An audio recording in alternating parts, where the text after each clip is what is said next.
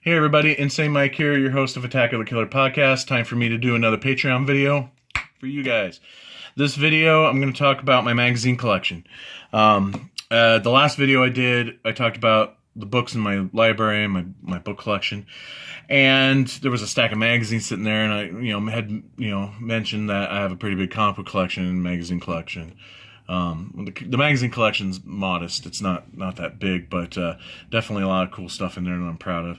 So right now, I figured it would be kind of cool to kind of go through my magazine collection, and this could be educational for you younger Patreon supporters who don't even know what a magazine is. So, thank you, Internet, for destroying the media of magazines. So let's go over here. Again, it's not a huge collection. I only have like a few boxes, but it's definitely a collection that means the world to me. Talking a lot of horror magazines in the collection, and it all starts with this guy right here, Fangoria magazine. This is issue number 2 with Prophecy on the cover. At one time, I had issue number 1, and I freaking sold it like an idiot. Never again. If I find another one of those, and never again, it'll stay in the collection. So I got like issue number 2, we got issue number 3, issue number 4. I love how these early Fangos, before it really, got itself established to what it was, would have non-related stuff on the cover, like Star Wars, for crying out loud. What's that have to do with Fangoria? So it wasn't until you get into like later, issue like number 9 here, for example, with Motel Hell on the cover. You got Vincent there with the pig head and the bloody chainsaw. It's just a gorgeous cover. Scanners on the next one after that, and you got Funhouse. So now we're really getting into what Fangoria is all about here. You got the Pamela Voorhees' head in the refrigerator in Friday the 13th Part 2, American Werewolf in London, and all these early issues predates me when I used to buy the magazine when I was in high school. So it wasn't until we get into right about. Where are you? Right about in here with Pumpkinhead on the cover. This is the very first Fangoria I bought off the newsstand. So all of these in here are like, secondhand, but collectors buying mint copies. But this is the beginning of me purchasing it off the shelf and hiding them in my bedroom. And as you could see, you could tell too the difference. Like, this magazine is beat to hell. Read it constantly. Would take it to school and show it to my friends. Trade with my friends with their issues of Fango, and then trade them back at the end of the day. So a lot of these issues around this time period are pretty beat up. Like this one, you can kind of see right there. There's some tape, but the cover is taped on. It was read so much the cover fell off. But it wasn't until later that I'd buy it, I'd read it, and then bag and board it and take care of my magazines from then on out. And I stuck with Fangoria almost all the way up to the unfortunate end. But they would do these like special issues too. This one's really cool. Bloody Best of Fangoria. That's a good offshoot. Horror Spectacular. These ones here are cool. And these ones here are special to me in my collection. The Fangoria Horror Video Guides. This is Volume 1 and then Volume 2. And so these magazines would just be a list from A to Z of different horror movies with a small description. And so, as horror fans, we take these magazines into our local video store and kind of check off the list here of what was in the magazine and make sure we got to see all these movies. We use these as a guide to help us see these movies. But they're especially important to me because my club in high school, the Gore Gang, you have to pass this test to get into the club. And one of the tests would either take Volume 1 or Volume 2, and you would have to sit down and write out all the horror movies that you saw that are listed in this magazine. And you had to have seen at least 100 of the titles that are listed in this magazine in order to get into the gang. So, nerds. This one here is another very special issue for me, Fangoria Horror Spectacular. It's a good issue and everything, but this came out around the time of the 1990 Night of the Living Dead, directed by Tom Savini, who was a huge fan of back in the day. So much so that I wanted to be a special effects artist like Tom Savini, and I went to the Art Institute of Pittsburgh. So when I went to the Art Institute of Pittsburgh to take their special effects classes, the Industrial Design Technology program, I took my Fang Goes with me. I took this with me as well. And one of my teachers played the cemetery zombie in the Night of the Living Dead, 1990 Night of the Living Dead, directed by Tom Savini, who is Tom Savini's effects protege, Greg Funk. And so this is him right here. This is Greg Funk as the cemetery zombie. He was one of my teachers, so I had him autograph it here as well. And so this is very special to me. I got dozens of autographs from different celebrities, and they're all special to me because, when I collect an autograph, it's because I met that person. I don't collect autographs just to collect autographs. That's why I always have mine personally autographed, because they're all personal to me. But this one's extra special just because I knew the guy. He was my teacher, and so that's very, very cool. Fangoria became so popular, they did a second magazine called Gore Zone. This is the first issue of Gore Zone right here. And Gore Zone, I have to say, I loved it better than Fangoria. I mean, Fangoria, always near and dear to my heart, but Gore Zone spoke to me. It delved a lot more into special effects, a lot more like underground films, a lot more behind-the-scenes stuff, a lot more lesser-known films, more independent stuff, even though first issue's got Freddy Krueger and Leatherface on the cover. But, which that continued, still putting the popular stuff on the cover. But the inside, I need to get stuff like this, man. Super cool, Gore Zone. It's in the title, man. And so I loved this magazine. It really, really spoke to me. And it had a lot of great articles in it, again, those effects demos in there that teach you how to do different special effects. Also, it had the Video Watchdog, which talked about upcoming releases on video of lesser-known titles and whatnot. And they would dig deep into the the aspect ratio or the restoration of that film on video or what have you.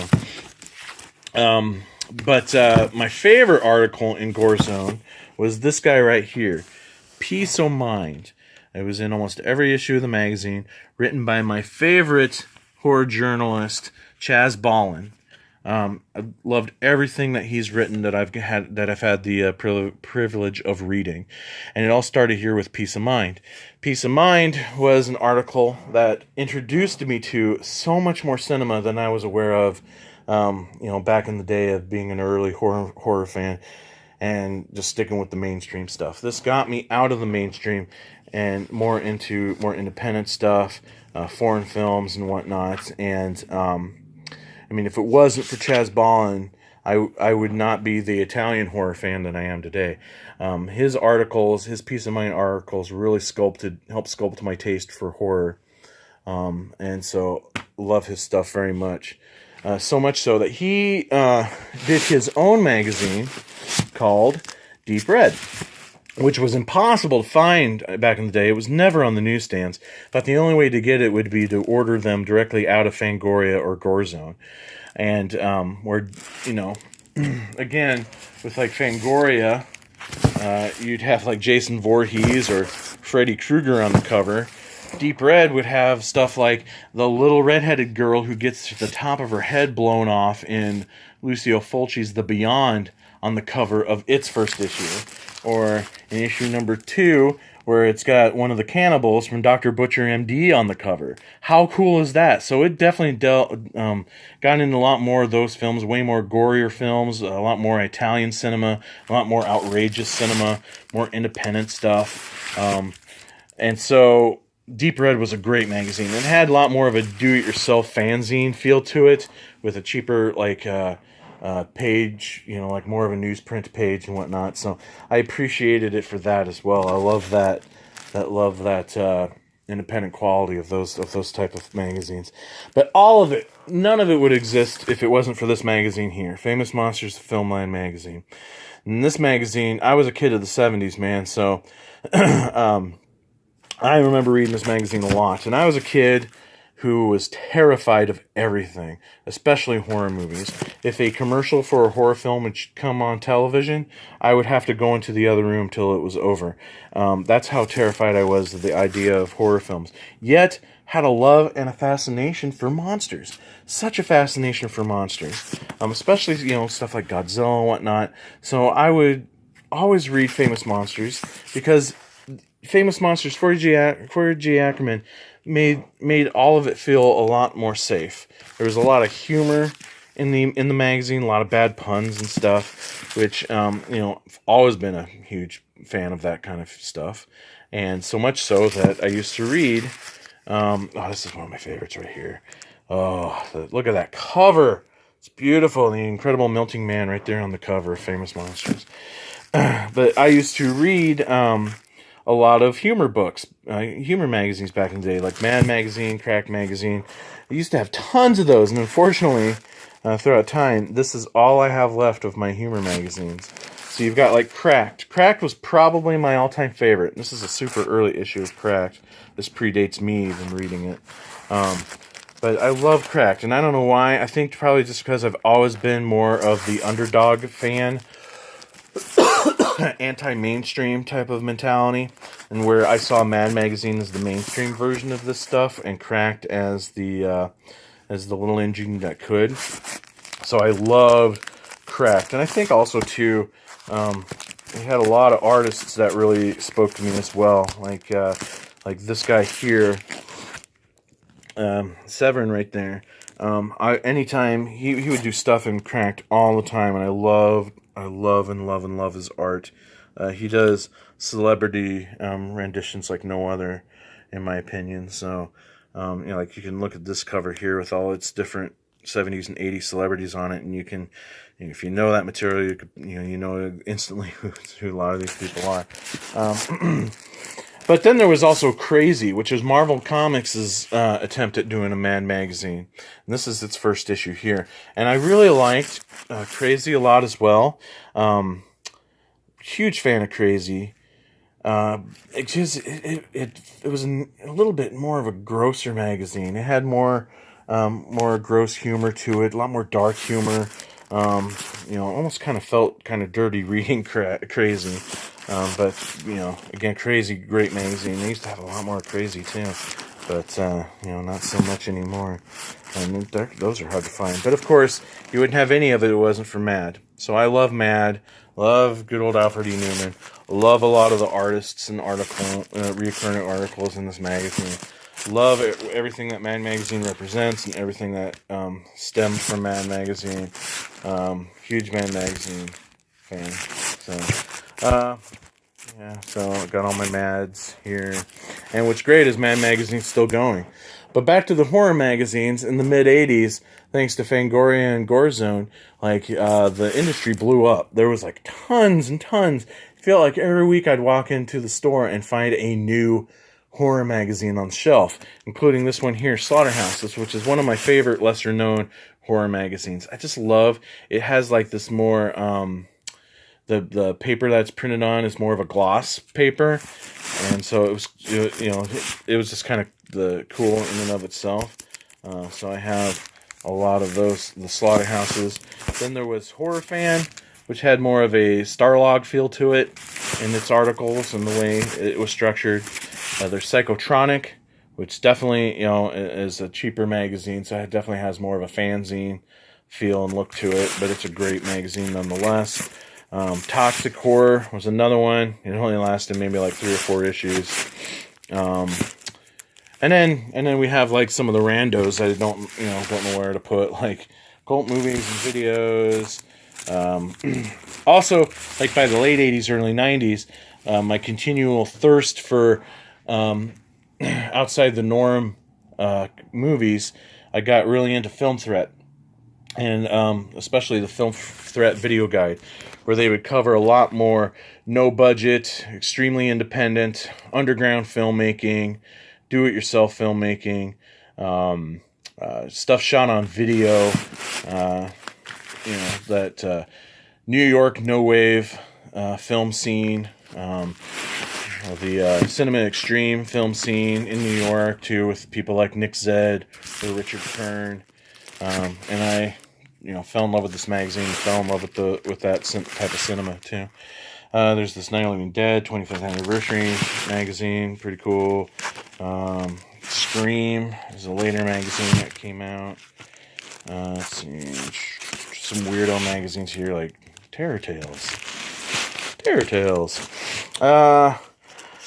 Then you have like some of the more popular modern horror magazines. Horror Hound, great flipping magazine. I love this magazine so much. It almost feels like a shopping catalog for horror fans, because they'll do an expose on a film or a film series, and they'll share everything that they can find on that film. They have like upcoming DVD and Blu-ray releases, upcoming toy releases, and one of my favorite articles on any magazine. See here, like Attack of the Killer Tomatoes. You wouldn't think there'd be a lot of product based on Attack of the Killer Tomatoes, but it shows you like in amongst the article, lots of pictures of like, there's the original poster. There's like a promotional blow up tomato item that video stores got. There's the different VHS releases of the film, so all its different covers. Return of the Killer Tomatoes and their variation covers. The other sequels like Killer Tomatoes Strike Back or Killer Tomatoes Eat France. The Killer Tomato action figure line. Yes, there was Killer Tomato action figures. Killer Tomato lunchbox. Again, and they dig deep. There was a Game Boy game. So they dig deep and they find practically everything when they do an expose on a film or a film series.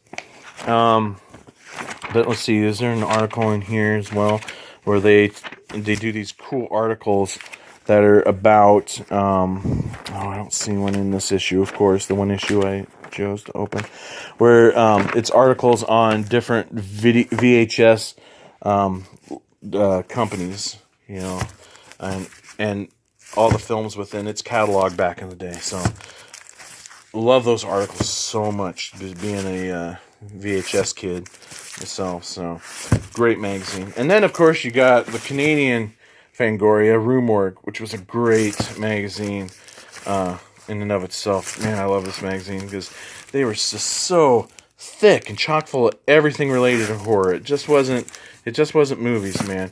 They'd have articles on different music or like artists and whatnot, or comics or toy lines and what have you.